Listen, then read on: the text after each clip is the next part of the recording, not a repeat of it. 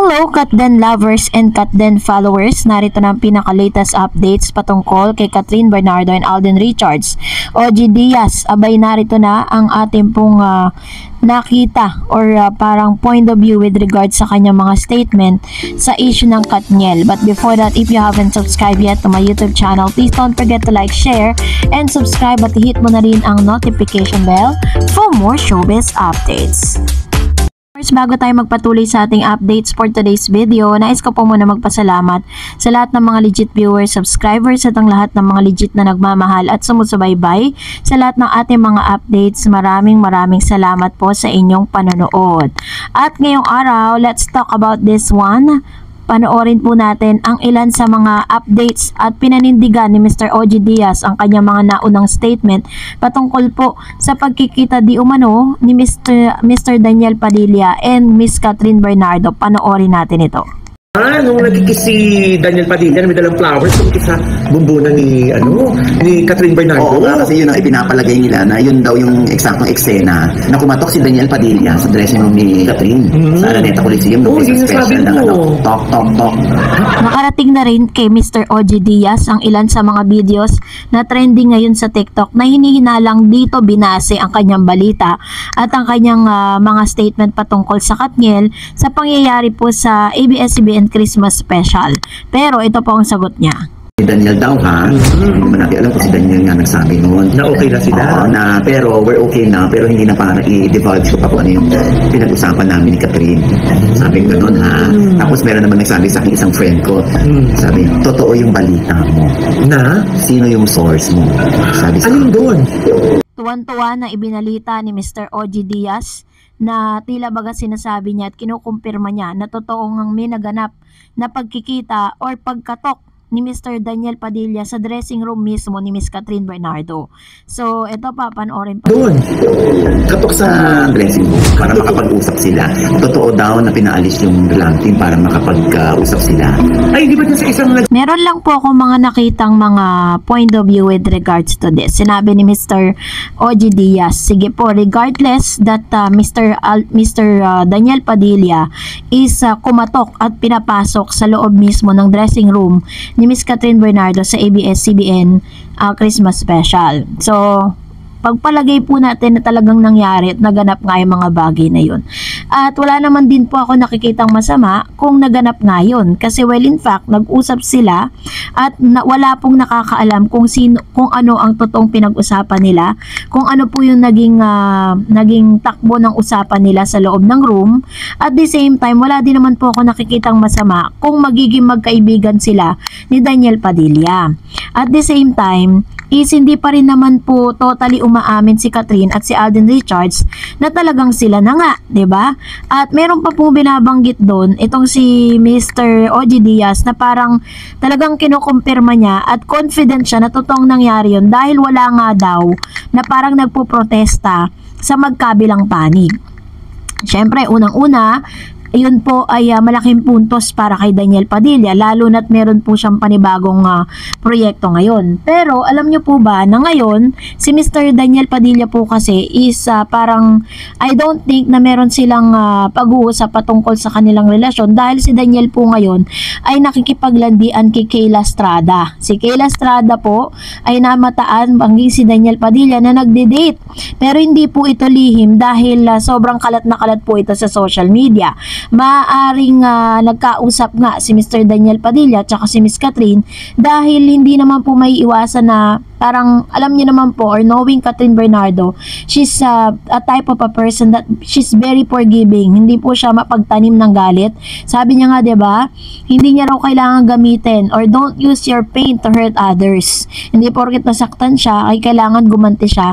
Nasaktan din si Daniel.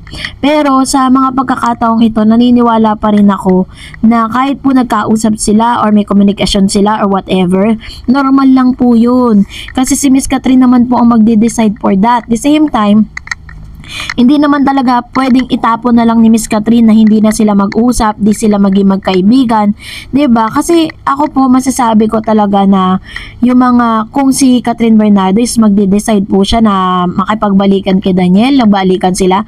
Yung mga sinusuot niya po ngayon na halos lahat labas, hindi niya ulit magagawa 'yun kasi parang ikukulong na naman siya sa hawla nitong si Daniel.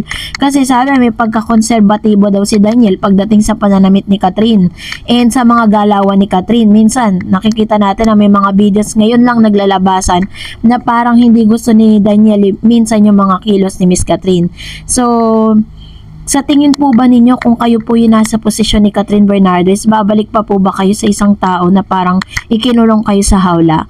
Yes, Miss Catherine Bernardo admitted sa kanyang mga interview na talagang hindi niya po pwedeng, hindi niya makakalimutan yung 11 years na relationship niya. But, it doesn't mean na dun po sa kanyang statement na yun is may chance na babalik pa rin siya sa dati or may babalik pa rin siya sa dati niyang karelasyon. So, that's my point of view.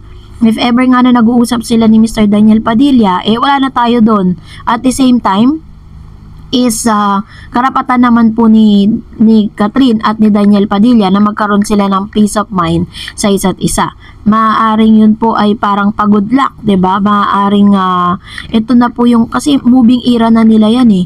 Kung si Catherine ay hindi pa nakaka-move on, never po niyang papapasukin itong si Daniel diyan po sa loob ng kanilang dressing room. So, kayo po, anong inyong saloobin patungkol dito? Comment down below. And now, tayo naman ngayon ay magre-react sa ilan sa mga komento at reaction po ninyo patungkol naman sa ating latest updates. So, magbabasa tayo ng inyong mga comments. Natin ang komento mula kay Juna Niano. Kung totoong 34 mag-aasawa si Kat, si Alden 38 years old na nan. Sana lang mahintay pa ni Alden si Kat for another 6 years. Dahil 6 years marami ang pwedeng mangyari. At kung magkakatuluyan man sila at mag-aasawa si Kat ng 34 at Alden 38 years old na.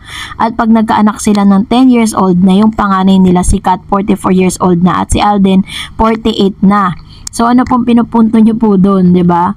Actually, marami naman pong gumagawa niyan. At the same time, is, nasa decision pa rin nila yan. Kahit anong age ka pa, 'di ba? Lalo na ngayon, technology natin, tingnan yung si AI, ilang taon na po siya nagkaroon ng asawa, tapos pinilit nila magkaanak. May mga artificial insemination, 'di ba? Science, 'di ba?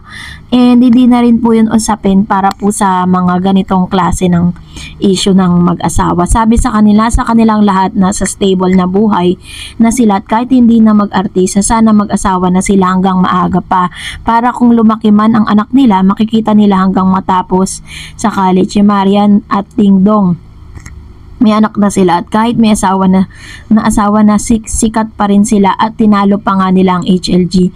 Lalo naman sila ni Alden at Kat, kaya go na Kat. Hindi naman magbabago ang suporta ng Kat din sa inyo. Very true naman yan, 'di ba? So, talagang kasi kung pagbabasihan kasi natin yung age talaga ni Catherine at ni Alden, parang nasa na sila parang marrying stage. Kaya, pero syempre, yung may katawan pa rin ang magde-decide for that, hindi tayo, 'di ba? Mga parang tayo ay mga supporters lang. So, wag natin masyadong panghimasukan yung mga personal na desisyon nila sa buhay. Kasi nakikita ko naman that they're really happy. And talagang makikita mo na talagang may tamang oras at pagkakataon sa lahat ng bagay, 'di ba? So, yun po yung antayin natin. And another comments coming from Mr. Dan Vergara. Sana nga sumunod si Tisoy kay attorney, paayuda naman dyan para ladog di kami makatulog. Kat then pamasko nyo naman sa amin ng mga fans nyo. So ito po yung kanyang comments. Actually, meron pong mga nag-aantay din patungkol dyan. And sabi naman Mr. Perla Takihana, hello Miss Tarets and Kat then followers. Wishing you all good health and happiness. Wishing and hoping they will announce their engagement. We keep our fingers crossed. They were both on the right age and both don't care famous richness. Ayan, sabi ni Miss Bing, may sayad yang si Aling Mila Kambal. Pinagkakapirahan niya kasi yung kwentong kutsero, yung mga anak na si Alden at Maine, very true. And sabi ni Mr. IMCJ, may bago ulit si OG, kinonfirming Catherine and Daniel indeed talk. Yun, ito yung pinag-usapan natin. Sabi ni Miss Jade Tan, masarap kasi sa kanilang dalawa ang walang pinipirmahang kontrata, bawal sa kanila. As in, mga fans na may gustong sa kanilang dalawa. Kat din pinakamalakas. Ayan. True naman. 'Di ba? Pero katulad nga na sinasabi ko sa inyo, dahil personal artist, A-lister artist po ng ABS-CBN at ng GMA, si Catherine at si Alden. So may say sila sa mga pwede nilang i-announce sa public. And sabi ni Tchaikovsky, first one to comment. Miss Dars, napanood mo ba yung video ng pag-uusap? Si Jobert Socaldito at Direk Chap via call. Nag-attend kasi ng wedding si Joros at si Direk. Sabi niya kay Jobert, kontrabida ng Kat din. Palagi daw pag nag-update si Alden kay Kat about sa mga ganap niya sa Boracay.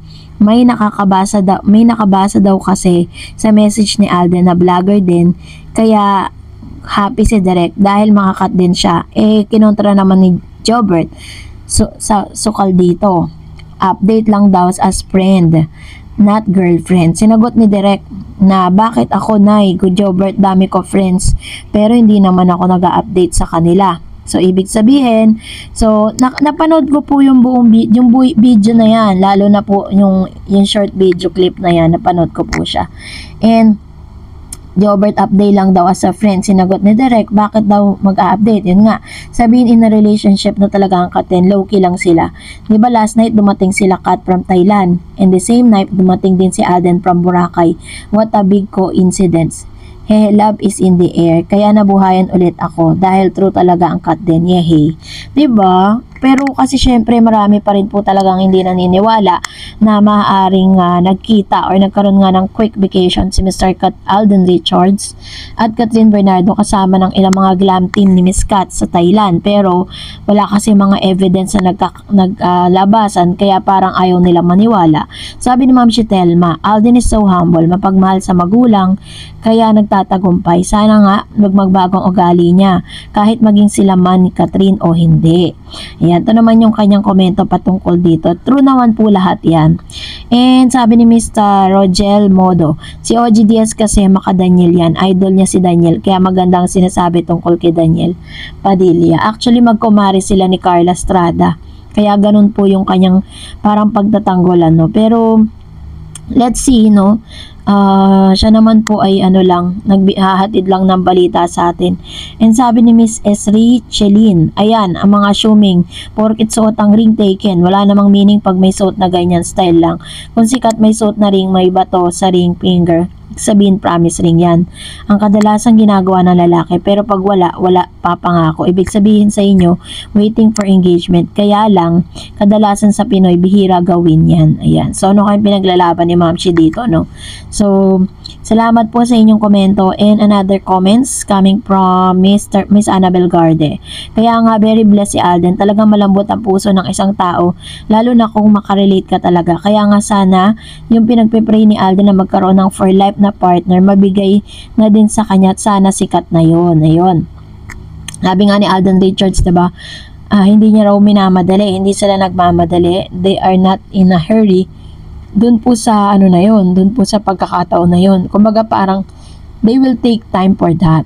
And Miss Alicia Mangahas, kaya pinagpapala ka ni Lord kasi busilak ang puso mo, Alden Richards. And Ma'am Chi Lorena Alay, salamat po Mama Ten sa pagmamahal kay Alden. More blessings to come, Alden. God bless.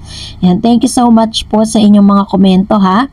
At maraming salamat sa inyong pagtitiwala at palagi ang pagbibigay ng inyong mga komento sa ating updates. Well, kung nagustuhan mo ang video na ito, huwag mo kalimutang mag-like, mag-share at mag-subscribe at i-follow mo na rin ang aking Facebook page, DarEdsTV. And also, I have my TikTok account which is DarEdsTV. Pwede nyo rin po akong i-follow doon. Thank you for watching, guys. God bless everyone!